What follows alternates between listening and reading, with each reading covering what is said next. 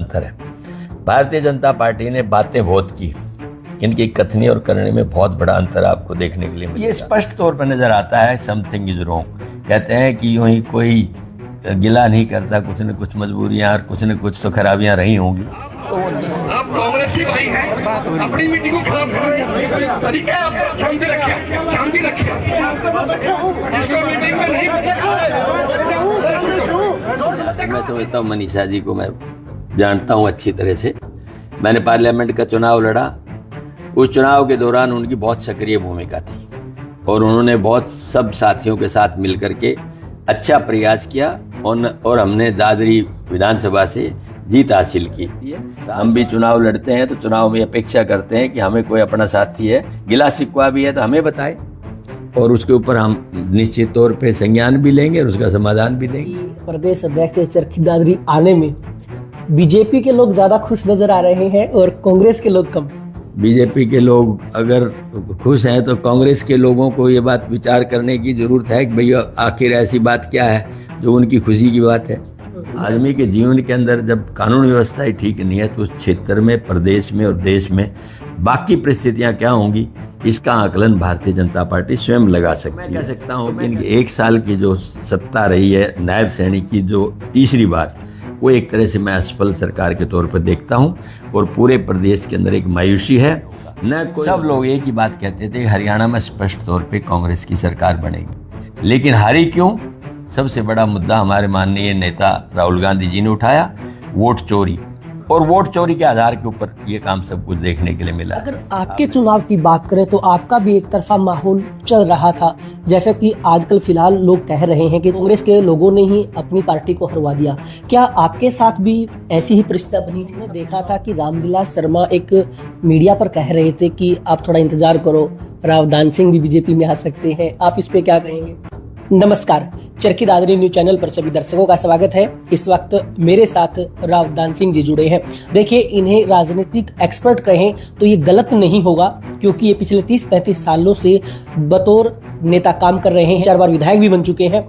आज इनसे हम चर्चा करने वाले हैं फिलहाल राजनीतिक माहौल के बारे में। Sir, Charkhi Dadri news channel पर आपका स्वागत है। धन्यवाद आपका और आपके सभी साथियों का। लगभग 1 साल बीत गया है बीजेपी की पार्टी को सरकार बनाए हुए और वो उत्सव भी बना रहे हैं। आप क्या मानते हैं, किस तरह विकास हुआ है और आज क्या परिस्थितियां हरियाणा प्रदेश की हैं? देखिए, जहाँ तक मैं समझता हूँ इस 1 साल की, मैं तो 11 साल के बारे में ही बात करता हूँ।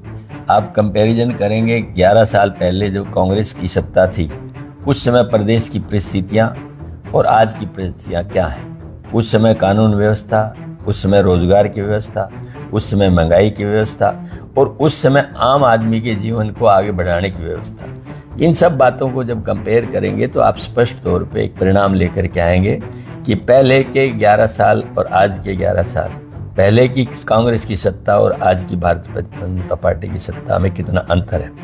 भारतीय जनता पार्टी ने बातें बहुत की, इनकी कथनी और करने में बहुत बड़ा अंतर आपको देखने के लिए मिलेगा।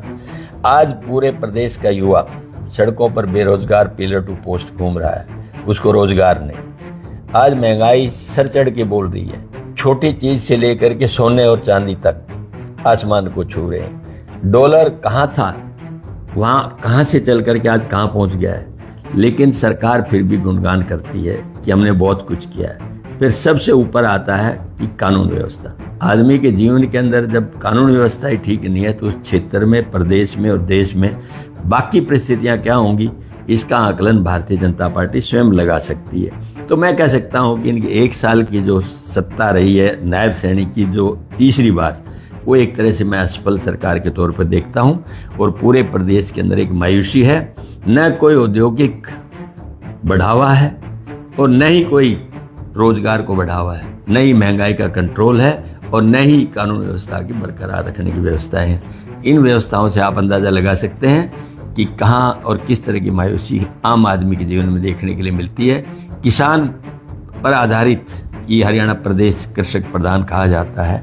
आज किसान को उसका MSP नहीं मिलता, उसके परिश्रम का उचित भाव नहीं मिलता, उसको खाद की जरूरत हो तो खाद नहीं मिलता, और फिर सरकार भुलेखा देती है कि भाव में अगर कमी भी दी जाती है तो भावांतर पर हम भरपाई कर देंगे उसके लिए जे फार्म की रिक्वायरमेंट होती है। उस जे फार्म के लिए वहाँ पर 100, 200, 300 रुपये तक लिए जाते हैं। ये किस तरह की व्यवस्थाएं हैं? तो मैं समझ सकता हूँ कि सब चीज़ें असफलता की तरफ ले जाती हैं। आम आदमी इससे नाराज और नाखुश है और वो चाहता है कि सरकार ने जो वादे किए थे वो वाकई में झूठे हैं, उनमें एक भी पूर्ण नहीं हो पाया। जैसा आपने कहा कि तीसरी बार जो सरकार बनी है उसे आप असफल मानते हैं, लेकिन अगर हरियाणा प्रदेश की बात करें तो कांग्रेस की एक तरफा लहर दिख रही थी। लोग कह रहे हैं कि कांग्रेस आ रही है, लेकिन रातों रात ये बाजी कैसे पड़ी? देखिए, बड़ी स्पष्ट बात है, पूरे हिंदुस्तान का कोई पत्रकार आप लोग हैं, कोई जनमानस, कोई भी राजनीतिक चेतना रखने वाला व्यक्ति इस बात के लिए राजी नहीं था कि हरियाणा में सत्ता परिवर्तन नहीं होगा। सब लोग एक ही बात कहते थे, हरियाणा में स्पष्ट तौर पे कांग्रेस की सरकार बनेगी। लेकिन हारी क्यों? सबसे बड़ा मुद्दा हमारे माननीय नेता राहुल गांधी जी ने उठाया, वोट चोरी। और वोट चोरी के आधार के ऊपर ये काम सब कुछ देखने के लिए मिला है। आपने देखा होगा, जब बैलेट पेपर से काउंटिंग हो रही थी तो हम 70 से 72 सीटों पर एडवांस थे। जैसे ही आपकी इलेक्ट्रॉनिक ईवीएम मशीन की काउंटिंग स्टार्ट हुई और धीरे धीरे रिसीड करना शुरू कर दिया, डिसेंड करना शुरू कर दिया। ये स्पष्ट तौर पर नजर आता है, समथिंग इज रॉन्ग। कहते हैं कि यूं ही कोई गिला नहीं करता, कुछ न कुछ मजबूरियां और कुछ न कुछ तो खराबियां रही होंगी। तो वो निश्चित तौर पे इन लोगों की हुई कार्य प्रणाली थी, जिसकी वजह से हमें सफर करना पड़ा और आज हम सत्ता से दूर रहे। अगर रावदान सिंह जी अगर बात करें तो हमेशा विपक्ष आरोप लगाता रहा है कि कांग्रेस संगठित नहीं है, वो अपने जिला अध्यक्ष नहीं बना पाए, गुटबाजी चलती रहती है। अगर एक स्टेज पर कई नेता इकट्ठे हो जाएं तो जुतम पलेट हो जाते हैं। तो अब क्या मानते हैं, कांग्रेस क्या संगठित है? देखिए, जहाँ तक संगठन की बात आती है, ये कोई दो राय नहीं।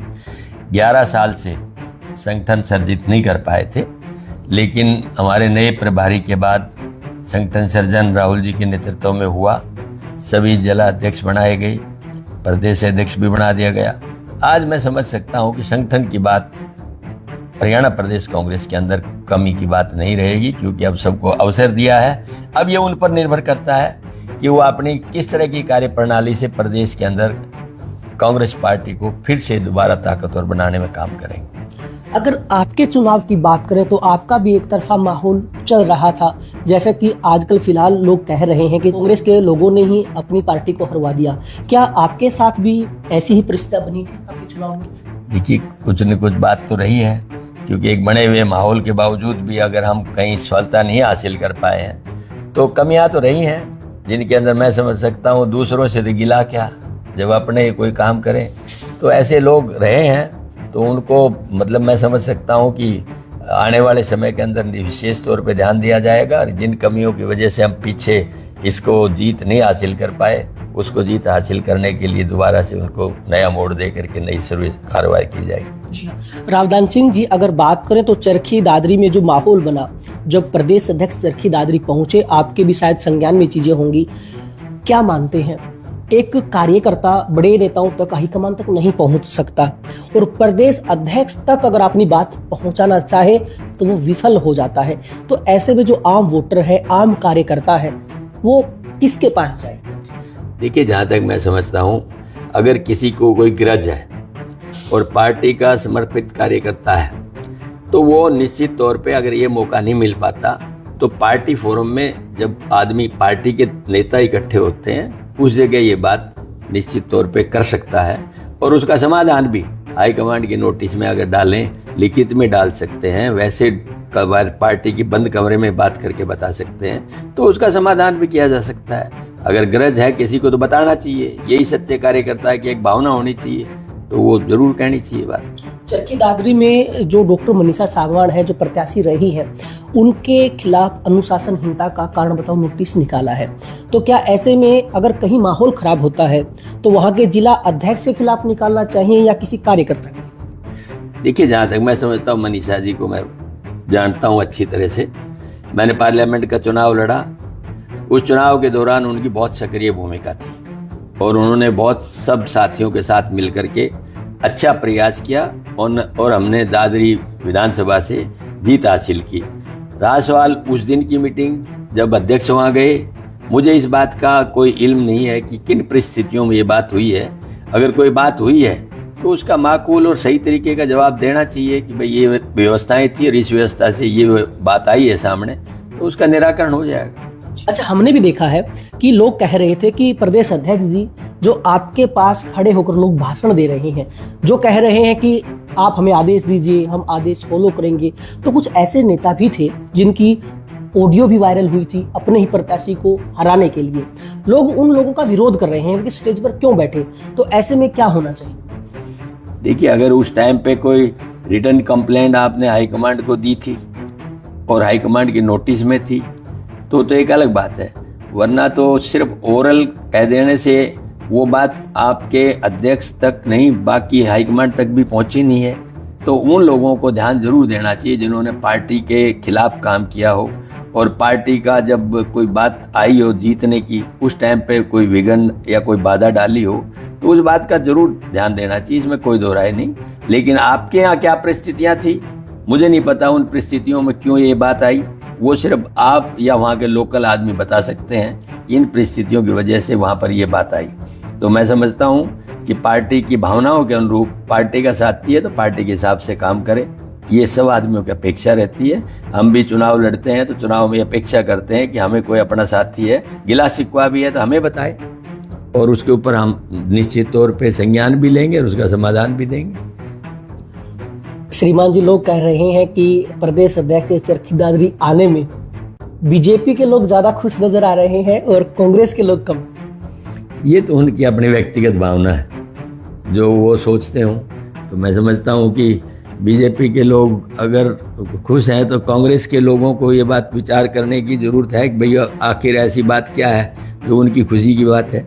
तो ऐसी कोई बात नहीं, खुश होना तो एक अलग बात रहेगी, लेकिन समर्पित कार्यकर्ता होना या कार्यक्रम करना एक अलग बात है। जी हाँ, देखिए जैसा कि इस वक्त मेरे साथ रावदान सिंह जुड़े हैं जो महेंद्रगढ़ से 4 बार विधायक रह चुके हैं, राजनीति में अच्छी खासी पकड़ रखते हैं और काफी लंबे समय से लोगों के साथ जुड़े हुए हैं। इनका कहना है कि चरखी दादरी में जो माहौल बना उस दौरान ये मौके पर तो नहीं थे, लेकिन अगर पार्टी के कुछ ऐसे लोग हैं जिन्होंने अपने ही कैंडिडेटों को हराया है तो ऐसे लोगों के खिलाफ कार्रवाई जरूर करेगी। लेकिन ये कार्रवाई तब होगी जब रिटर्न में हाईकमांड तक या बड़े नेताओं तक ये शिकायत पहुंचाई जाएगी। केवल वर्बली कहने से चीजें हल नहीं होंगी। अच्छा, अगर बात करें तो हमने देखा था कि रामविलास शर्मा एक मीडिया पर कह रहे थे कि आप थोड़ा इंतजार करो, रावदान सिंह भी बीजेपी में आ सकते हैं, आप इस पे क्या कहेंगे? नहीं, ये उनकी अपनी व्यक्तिगत सोच है। मैं शुरू से कांग्रेसी आदमी हूँ, since my student life, NHY youth Congress मैं एक समर्पित कार्यकर्ता रहा और मेरा नेता राहुल गांधी है, इसलिए कभी इस बारे में कोई सोच विचार की बात है नहीं। ये उन्होंने कोई बात कही है तो अपने विवेक से कही होगी, इससे मेरा कोई सत्य इसमें नजर नहीं। देखिए, जैसा कि इस वक्त मेरे साथ रावदान सिंह जी जुड़े हैं जो महेंद्रगढ़ से 4 बार विधायक रह चुके हैं। इनका कहना है कि इनकी जो श्रद्धा है ये कांग्रेस पार्टी में है और हमेशा ये कांग्रेस में ही रहेंगे, क्योंकि इनका कहना है कि ये शुरुआत से ही कांग्रेस से जुड़े थे और इनके नेता राहुल गांधी हैं तो कहीं और जाने का सवाल ही पैदा नहीं होता। इनका कहना है कि अगर पार्टी में रहते हुए अगर कुछ कार्यकर्ताओं ने अपने ही नेताओं को हराने का अगर प्रयास किया है यानी कि गद्दारी की है तो ऐसे लोगों के खिलाफ पार्टी द्वारा कड़ी कार्रवाई अमल में लाई जाएगी। इनका कहना है कि अगर कोई सबूत हाईकमान तक या बड़े नेताओं तक उन लोगों का पहुंचाया जाएगा जिन्होंने पार्टी को नेताओं को हराने की कोशिश की थी तो उनके खिलाफ एक्शन होना लाजमी है। इनका कहना है कि पहले विपक्ष कई तरह के आरोप लगाता था, लेकिन अब नए प्रदेशाध्यक्ष चुने जा चुके हैं, नए जिलाध्यक्ष बनाए जा चुके हैं। तो इनका कहना है कि कहीं ना कहीं कांग्रेस पार्टी अब संगठित है और संगठित होकर आगे बढ़ रही है। बीजेपी पार्टी तीसरी बार सत्ता में है और पहले साल का, तीसरी योजना का पहले साल का ये उत्सव बना रहे हैं। इनका मानना है कि ये उत्सव विफल है, ये सरकारें विफल है, क्योंकि अभी तक ना रोजगार देने में कामयाब हो पाई है, ना कोई औद्योगिक क्रांति लाने में सरकार अभी तक कामयाब हो पाई है। इनका मानना है कि उनका उत्सव बनाना बेकार है। चरखी दादरी न्यूज़ चैनल के साथ जुड़े रहें, खबरों का सिलसिला जारी रहेगा।